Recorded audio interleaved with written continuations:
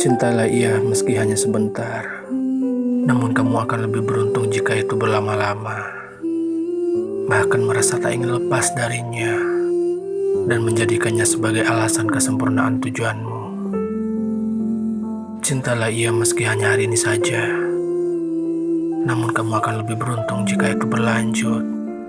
Bahkan merasa begitu menikmatinya dan menjadikannya sebagai jalan yang selalu kamu tetapkan. Ingin sebentar atau berlama-lama itu adalah pilihanmu.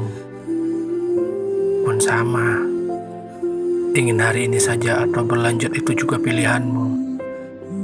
Namun akan lebih baik ketika kamu termasuk pada bagian yang beruntung, mencintainya dalam keutuhan niatmu, karena ia pun akan membalasnya.